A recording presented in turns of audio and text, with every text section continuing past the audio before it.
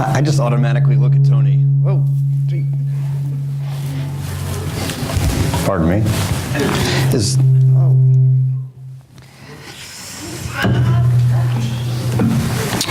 that better? Yes. Tony, maybe you ought to sit in the first row for today. Well, we should be all right. It's great to see everyone, particularly if you are a visitor. This is really loud. I apologize. Hold on. It's great to see a lot of kids here, children, babies, other people. Just trying to figure out the volume on this thing. Jack's got it. Ah, okay. Well, there you go. All right, well, let's get to the important stuff then. We sound incredibly solid singing. That was awesome. I don't know if anyone else realized that. Boy, you know, when I don't sing as much as I should and listen to everybody else, it sounds awesome. So thank you for that. Today we're going to delve into a little astronomy, sort of.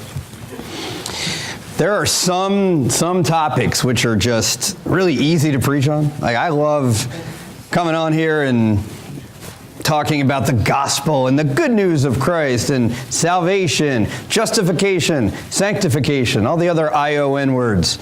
And they're easy. And nobody has a problem with anything you say when you talk about that stuff. But there are some texts which are called difficult texts. And we're going to see why in a little bit. Let me just briefly begin with a riddle. We like riddles? All right, good. Let's say a perfect man, a perfect woman, and a unicorn were all in a car together, and they were slipping and sliding because it was really bad weather, and tragically, they crashed.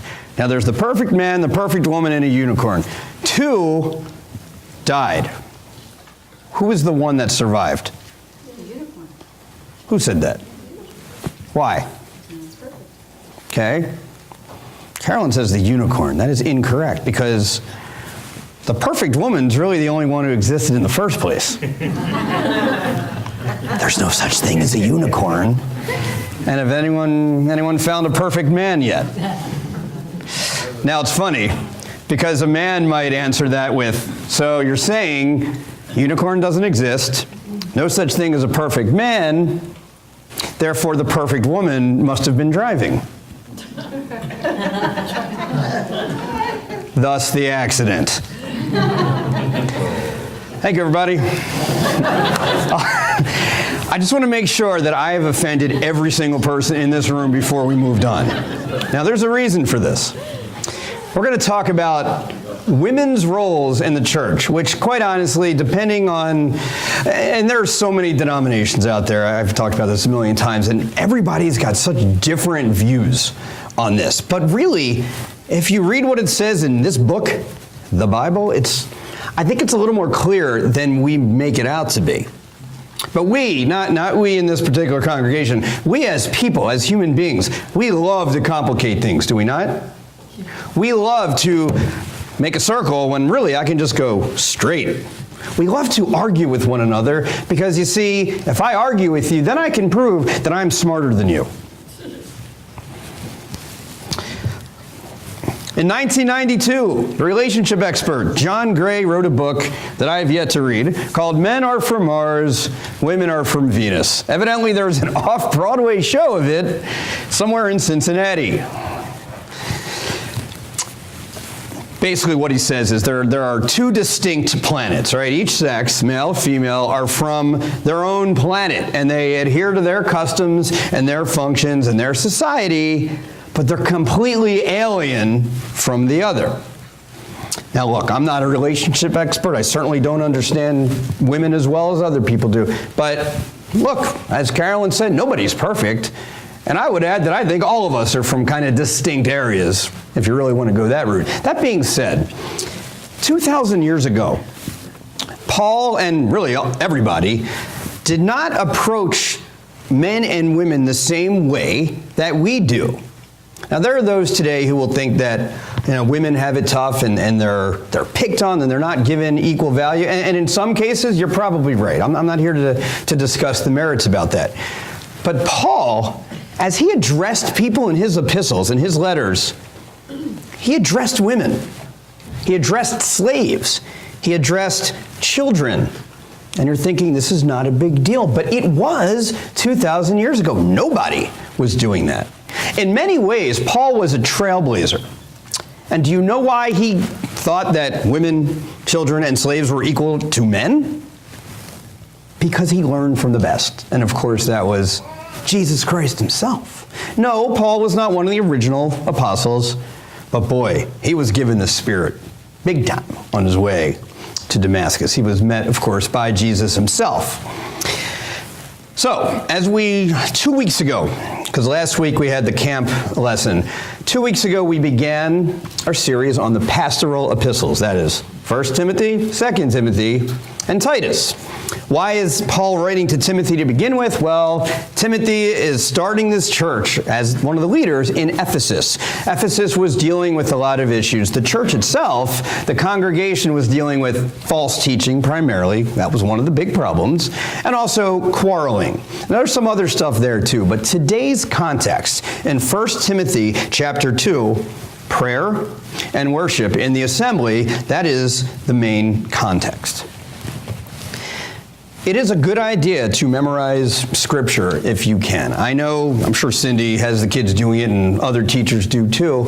It's never a bad idea, especially 2 Timothy 3, 16 and 17. I've kind of put that as your memory verses for this unit. Who remembers what it is? Who can I put on the spot?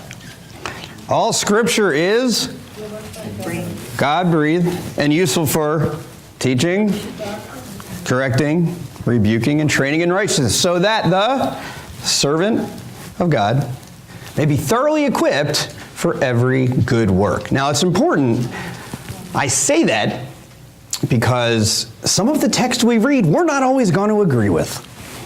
And to that I would say, well, if I have an opinion here and the Bible has an opinion here, the Bible does not need to change what it says, but I need to change what I think. All of us. So that's why it's important to understand that the Bible Scripture is God-breathed. This isn't Paul's ideas necessarily. This is Paul being really the main author, of course, is God himself. Paul's purpose statement in all these letters is 1 Timothy 3, 14 and 15, where he says, to Timothy, I am writing you these instructions so that you will know how people ought to conduct themselves in God's household, which is the church of the living God, the pillar and the foundation of the truth. That is Paul's purpose statement. Well said. Before we go any further, I do need to ask you a question. And boy, if you haven't been here on Wednesday night, this is a plug. Wednesday night's always fun. We took a little detour this past Wednesday to talk about, and I'm not going to get into it tonight, but if you recall, Wednesday was that walk out of school for 17 minutes day. I think I'm getting the title of the day wrong, but hopefully you get my point. And I'm not going to talk about what's right or wrong because we did that enough on Wednesday. But one of the questions that was raised was, why are there rules and why do we need to follow them? So I ask you, and I think I know the answer.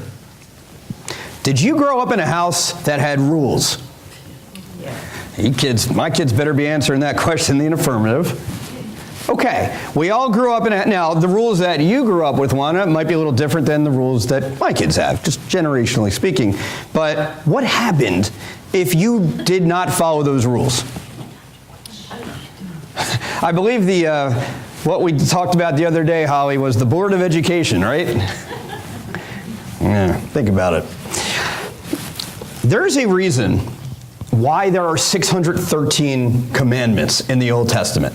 It's not because God is mean, old, hangs out in the air with a beard. And if you have rules in your home, which probably we all do, it's not because, contrary to what your kids say, you're mean, old-fashioned, and you're just in the way. Why does God put all those rules in the Old Testament? Out of what? Love and protection, right? We're going to get into that as we move forward. So today's text really fits in nicely with that. It's going to be 1 Timothy 2, 9 through 15. If you want to go over and walk there with me. This is about women's behavior and roles. The first 7 verses in 1 Timothy 2 It's really addressed to the church as a whole, instructions on worship. And let me just highlight verse 4, because that's Paul's describing God, who wants all people to be saved and to come to a knowledge of the truth. That is important, because we respond to Scripture not because mom and dad tell us to, not because it's one of the creeds of the local denominations, and certainly not because, well, the preacher told me so. No. We respond to Scripture. We obey the rules of the law to the best of our ability, of course, knowing full well that Christ's blood saves us. We do that to please God. I'm hoping we're not doing that to please man. So that's pretty broad. And then just putting this in proper context, verse 8, Paul says, I want the men everywhere to pray, lifting up holy hands without anger or disputing. Now, all that means with the holy hands is the men who are leaders in the church, who are to lead worship, must be holy men. That's all that means. And oh, by the way, we're talking about men in that verse praying. That does not mean that women are not supposed to pray. So let's not misunderstand that. Then we get to today's text, verses 9 through 15. So let's read that. I also want the women to dress modestly, with decency and propriety, adorning themselves not with elaborate hairstyles or gold or pearls or expensive clothes, but with good deeds appropriate for women who profess to worship God. A woman should learn in quietness and full submission. I do not permit a woman to teach or to assume authority over a man. She must be quiet. For Adam was formed first, then Eve. And Adam was not the one deceived. It was the woman who was deceived and became a sinner. But women will be saved through childbearing if they continue in faith, love, and holiness with propriety. We'll stop there. That's a lot. There's a lot to discuss. We'll get to what we can get to today, and if we need to, we can always finish this up next week. So the women of Ephesus, basically, we can break this down into a few categories, 5 to be exact. Clarity, controversy, and it is controversial. Creation, and then of course, what's our commission? And then what is the conclusion? And really, this text gets more and more interesting as we move on. Now, the first 2 verses are pretty clear. I'll reread 9 and 10. This is Paul asking the women to dress modestly, with decency and propriety, adorning themselves not with elaborate hairstyles or gold or pearls or expensive clothes, but with good deeds appropriate for women who profess to worship God. Paul's talking about, believe it or not, he's not talking about women underdressing. Now, I'm not going to lie. One of the churches, one of the congregations that our family belonged to in the past, wonderful group of people, but if I'm being honest, there were a few women, I don't recall the age, who did not dress appropriately for church. Now, this is not my opinion. This is pretty much universal. And there's just certain ways that, I'll put it this way. If I look at someone's outfit and I say to myself, there's no way on earth that I'm letting Eliza walk out of the house like that, then I don't think that's appropriate. Now, we don't all, the whole point of church isn't because we're dressing well and we're acting well, of course, to honor God. But there are ways, and we see it today because we are entrenched in the society that it's all about fashion and feelings and flamboyance. You know, what students wear to school. It says a lot about them. What women and men, to be fair, wear to work. It says a lot about them. And then there's these, I don't know if you've seen these, I'm going to put this in quotes, dance teams for the NBA. Okay? Brandon and I have been to a few Bulls games, especially when the Sixers come to town. And there's this dance group. They're called the Lovables, right? Luvabulls. Very witty. I'm not sitting here judging them and telling you they're bad people and they're all destined to hell. But my goodness, could you wear some shirts? It's insane what these people are. Even Brandon, we're walking by them in the hallway. You can get a free photo shoot with the Lovables. Even he's like, no way. And now he may change his mind in a few years, but the fact is, and look, have you ever watched Dancing with the Stars? I know I've used this as an example before, and I know I'm old and a prude, and yeah, I'm boring. I get it. But my goodness, wear some clothes. What is that? I'm not wrong. It's a mirror to your soul. And by the way, men, we have to dress well. We have to do the right thing also. I'm not picking on women. And to be fair, Paul was actually addressing overdressing. Overdressing, right. Very over-accessorized women. You see, the background here is they would have these church meetings where the assembly was together and women would be way overdressed, bringing the attention away from the word and to themselves. And meanwhile, the guys were fighting. So there was more than one problem going on. And I think it's important for me to point this out, not because we're going to fight or wear weird things, but because you need to understand the context to today's instructions that Paul gave to Timothy. And Peter also would allude to this later. In 1 Peter 3 and 4, he says, "Your beauty should not come from outward adornment, such as elaborate hairstyles and the wearing of gold jewelry or fine clothes. Rather, it should be that of your inner self, the unfading beauty of a gentle and quiet spirit, which is of great worth in God's sight." In verse 10, there's not a whole lot I can add that he doesn't. It's essentially saying, good deeds are to be more eye-catching than good clothes. Not saying that this is a faith or a work-based salvation, because of course it's not. But the service you put out is a whole lot more important than the clothes we put on. Okay, so we're getting there. We're getting there. Now, Paul says some interesting things here. And I'm going to say that I believe this is controversial. I'm not saying we shouldn't follow it to a T. I'm just saying I believe, based on everything I've read and that you've heard, this would probably be deemed as something that, boy, we're the 21st century. I don't want to hear these things about women. A woman, this is 11 and 12, a woman should learn in quietness and full submission. I do not permit a woman to teach or to assume authority over a man. She must be quiet. So there you have it. That's the NIV. The New Revised Standard says it this way: let a woman learn in silence with full submission. I permit no woman to teach or to have authority over a man. She is to keep silent. And then the King James, let the woman learn in silence with all subjection. But I suffer not a woman to teach, nor to usurp authority over the man, but to be in silence.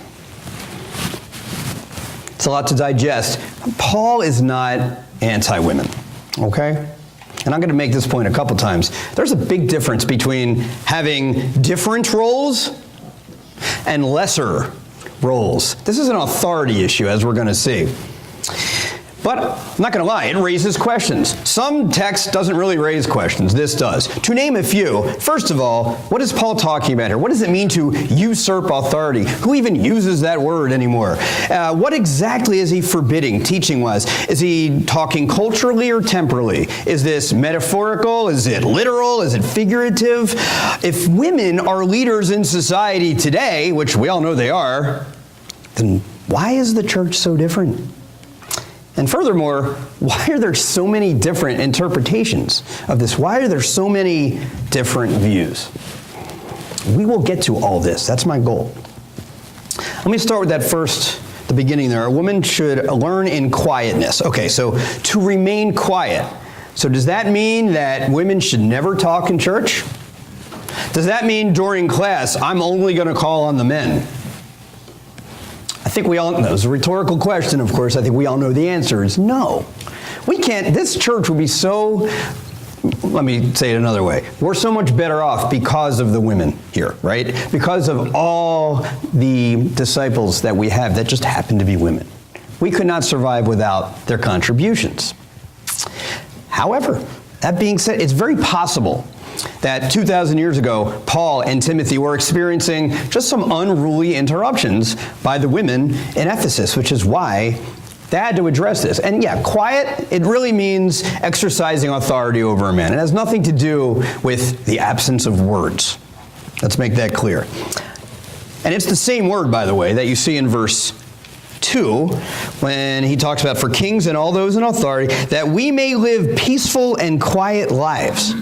Peaceful and quiet lives in all godliness and holiness. The Greek word is esoukia. So it's really more of a peace issue. It's more of an authority issue, living together well, than I have authority over you because I'm a guy and you're not. That's not what he's saying. Submission. Are you familiar with the word submission? That's really the key here. And I'm going to argue that submission is not the same exact thing as submissiveness. Let me define submissiveness for you.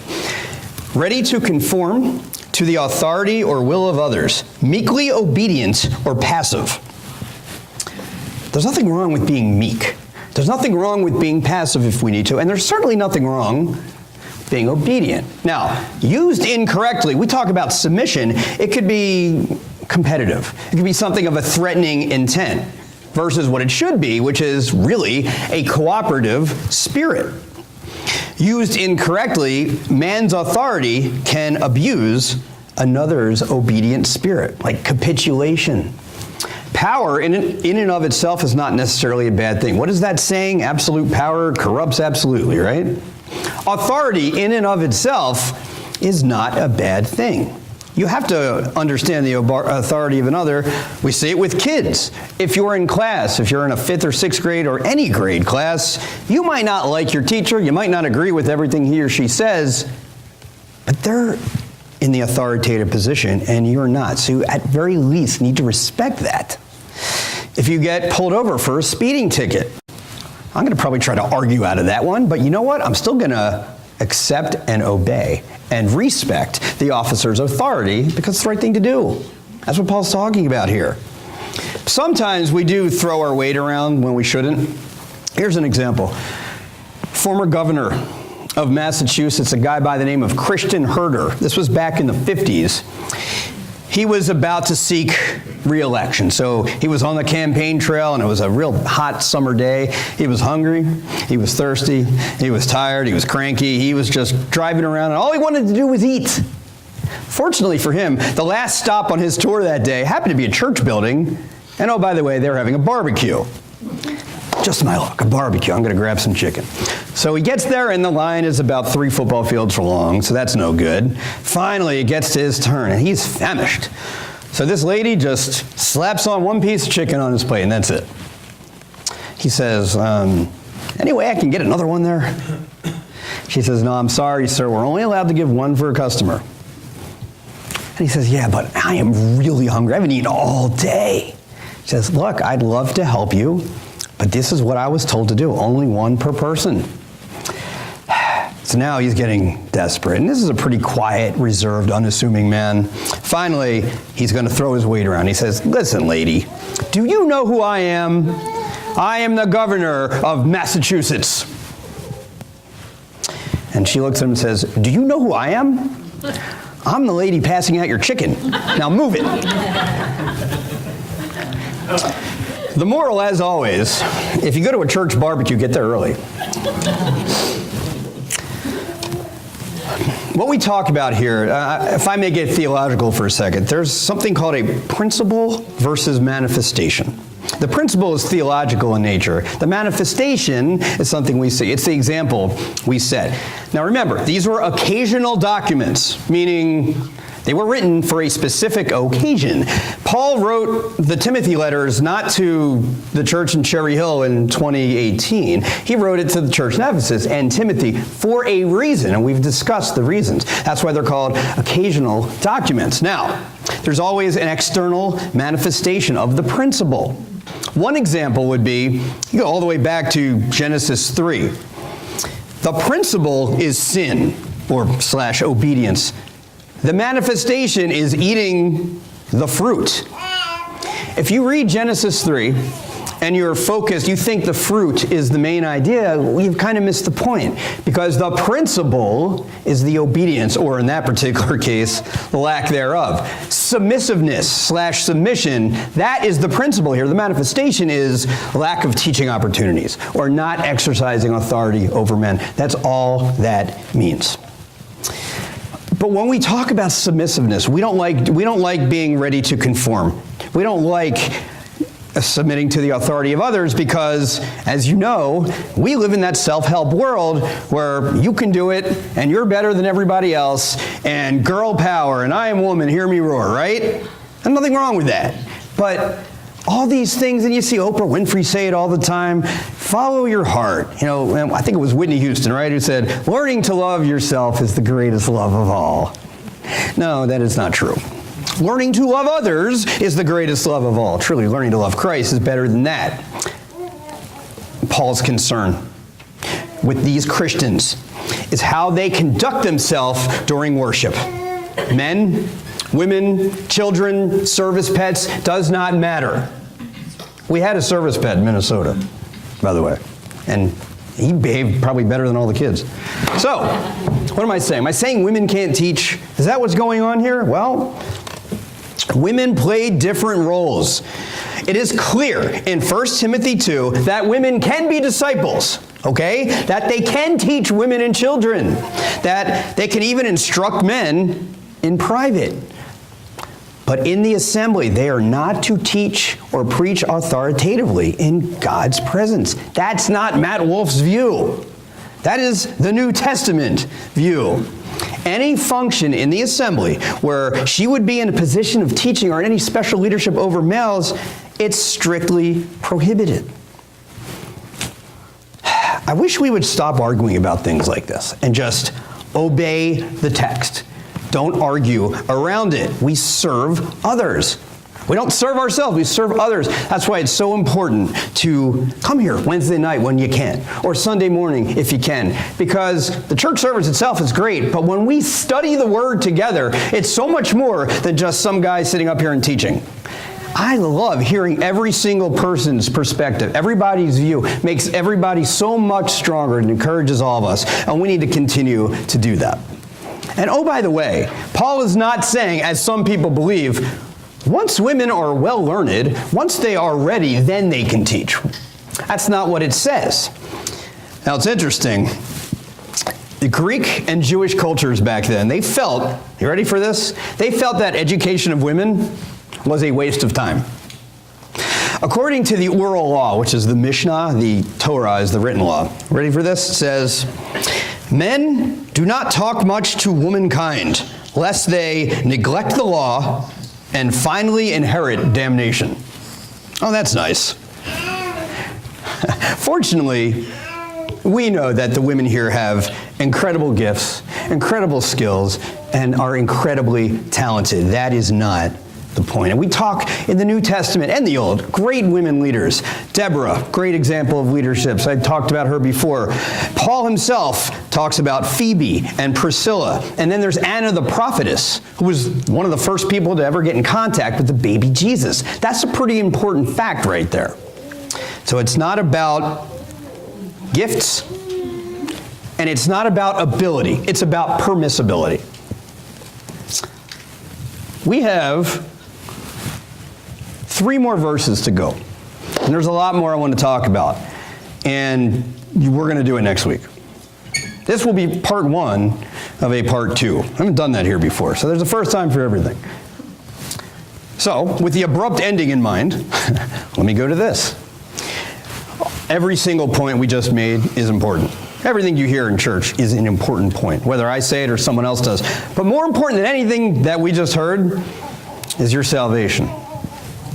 If you have not been baptized, or maybe you're thinking of a friend who is not, it is so critical today to contact that person, or to come up to me or one of the other leaders here so we can help get you going. We can help you become a Christian, because we can sit up here and preach till our cheeks turn green. Doesn't really matter. The most important thing is your salvation. So let us help you today. And this way we'll stand and sing.